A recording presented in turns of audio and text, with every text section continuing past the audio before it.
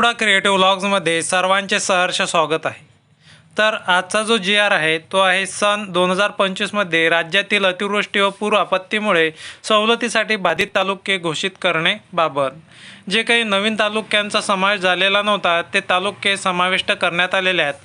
कोणकोणत्या जिल्ह्यामध्ये किती तालुके या अतिवृष्टी नुकसान भरपाईमध्ये समाविष्ट करण्यात आलेले आहेत ते परिपूर्ण आपण या PDF माध्यमातून पाहू। प्रस्तावना राज्यामध्ये सद्यस्थितीत मोठ्या प्रमाणात अतिवृष्टी होऊन पूर आपत्ती परिस्थिती उद्भवलेली आहे। राज्यातील शेतकऱ्यांचे शेती पीक शेतजमीन यांचे मोठ्या प्रमाणात नुकसान झालेले असून पशुहानी मनुष्यहानी होणे घर पडझड होणे पुरामुळे गावातील बाधितांना स्थलांतरित करणे याबाबत मदत देण्याबाबतची कार्यवाही करण्यात येत आहे। जिल्हास्तरीय यंत्रणेमार्फत राज्यामध्ये पिकाच्या नुकसानीचे पंचनामे करण्यात येत असून त्यानुसार जून 2025 ते ऑगस्ट 2025 या कालावधीत 26.69 लाख हेक्टर क्षेत्राचे तर सप्टेंबर 2025 या महिन्यात जवळजवळ 39 लाख हेक्टर क्षेत्राचे असे राज्यामध्ये एकूण सुमारे 65 लाख हेक्टर क्षेत्राचे शेतपीक नुकसान झालेले आहे। त्यामुळे राज्यातील अतिवृष्टी व पूर आपत्तीमुळे पूर्णतः अथवा अंशतः प्रभावित तालुके मधील शासन निर्णय क्रमांक दिनांक 9 ऑक्टोबर 2025 मधील परिशिष्ट अन्वये घोषित करण्यात आले होते।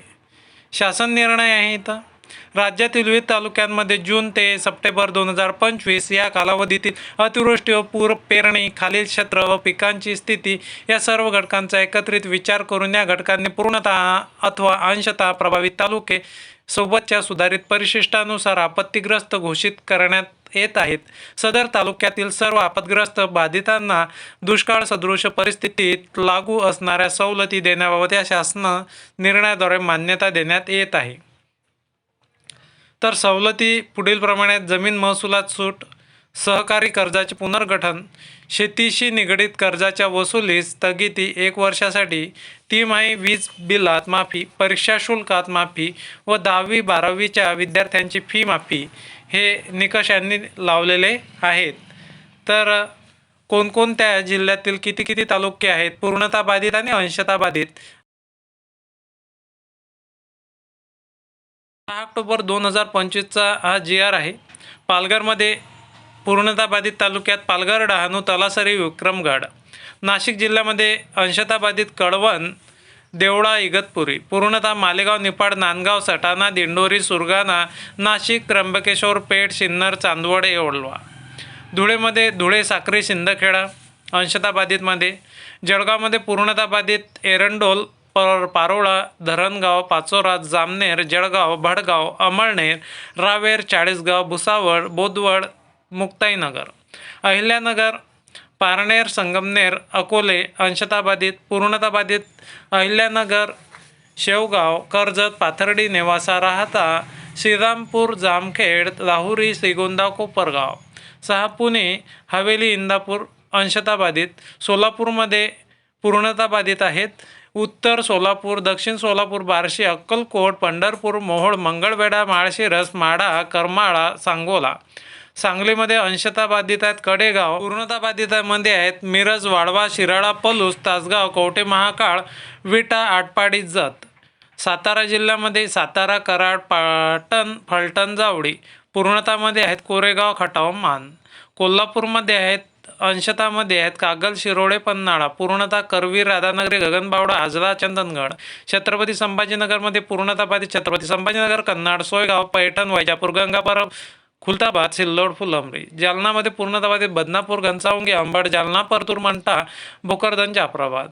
बीडमध्ये पूर्णतामध्ये आहेत बीड गेवराई माजलगाव केज आंबेजोगाई परळी आष्टी पाटोदा शिरूर कासार धारूर वडवणी। लातूरमध्ये पूर्णतः बाधित आहेत लातूर औसा रेणापूर निलंगा शिरू अनंतपाळ देवळी उदगीर जळकोट अहमदपूर चाकूर। धाराशिवमध्ये पूर्णतः धाराशिव कळंब भूम वाशी तुळजापूर लोहारा परांडा उमरगा। नांदेडमध्ये कंधार किनवट, मुदखेड, भोकर, अर्धापूर, माहूर, नांदेड, लोहा, मुखेड, देगलूर, बिलोली, धर्माबाद, नायगाव, हदगाव, हिमायतनगर, उमरी. परभणीमध्ये आहेत पूर्णा, पालम, परभणी, सोनपेठ, जिंतूर, गंगाखेड, सेलू, मानवत, पाथरी. हिंगोलीमध्ये पूर्णता बाधितमध्ये हिंगोली, औंढा, नागनाथ, कळमनुरी, सेनगाव, वसमत. बुलढाणा जिल्ह्यामध्ये आहेत नांदुरा, संग्रामपूर. अंशतः बाधित, पूर्णता बाधितमध्ये आहे चिखली, सिंदखेड राजा, देऊळगाव राजा, लोणार, शेगाव, मोताळा, बुलढाणा, खामगाव, मेकर, मलकापूर, जळगाव, जामोद. अमरावतीमध्ये आहेत अमरावती, भातुकली, चांदूर रेल्वे, नांदगाव, खंडेश्वर, धामणगाव रेल्वे, अचलपूर, अंजनगाव, सुरजी, तिवसा, धारणी, चिखलदरा, वरुड, मोर्शी, चांदूर बाजार, दर्यापूर. अकोला पूर्णता बाधितमध्ये आहेत अकोला, अकोट, पातूर, तेल्हारा, मूर्तिजापूर, बाळापूर, बार्शी टाकळी. वाशिममध्ये आहेत पूर्णतामध्ये वाशिम, रिसोड, मालेगाव, मंगरुळपीर, कारंजा, मानोरा. यवतमाळमध्ये पूर्णतामध्ये आहेत पुसद, यवतमाळ, बाबुळगाव, मारेगाव, महागाव, उमरखेड, कळंब, घाटंजी, राळेगाव, दारवा, आर्णी, नेर, दिग्रस, पांढरकवडा, वणी, झरी, जामणी. 24 वर्धामध्ये आहेत वर्धा, सेलू, देवडे, आर्वी, समुद्रपूर, हिंगणघाट, कारंजा, आष्टी. नागपूरमध्ये पूर्णतामध्ये नागपूर, कामठी, सावनेर, पारशिवनी, मौदा, भिवापूर, कळमेश्वर, काटोल, रामटेक, हिंगणा, उमरेड, कुही, नरखेड. आणि 26 भंडारामध्ये पूर्णता बाधित आहेत साकोली, भंडारा, मोहाडी, तुमसर, पवनी, लाखनी, लाखांदूर. 27 गोंदिया, तिरोडा अंशतः आहेत गोंदिया, गोरेगाव, मोर अर्जुनी, सालकेशा, सडक, अर्जुनी, आमगाव. आणि पूर्णतामध्ये देवरी. चंद्रपूरमध्ये पूर्णता आहेत चंद्रपूर, भद्रावती, राजुरा, बल्लारपूर, कोपरना, मूल, वरोरा, सावली, चिमूर, नागभीड, सिंदेवाई, पोभरुणी, जिवती, ब्रह्मपुरी. आणि गडचिरोलीमध्ये अंशतः चारमोशी, कोरची. आणि पूर्णतामध्ये आहेत गडचिरोली, धानोरा, मुलचेरा, आरमोरी, कुरखेडा, आहेरी, शिरोच्या, भामरागड, एटापल्ली, देसाईगंज. तर असे आहेत अंशतः बाधित तालुक्यामध्ये प्रत्यक्ष बाधित मंडळ सवलतीस पात्र असतील. तर अशा प्रकारे जे काही पूर्णता आणि अंशतामध्ये आहेत त्यांना ह्या ज्या काही स्कीम आहेत त्या लागू होणार आहेत. त्याचबरोबर जे काही अनुदान आहे त्या अनुदानातसुद्धा पात्र राहणार आहेत. सातपुडा क्रिएटिव्ह ब्लॉगसोबत राहण्याकरता चॅनलला लाईक, शेअर आणि सबस्क्राईब करा. धन्यवाद.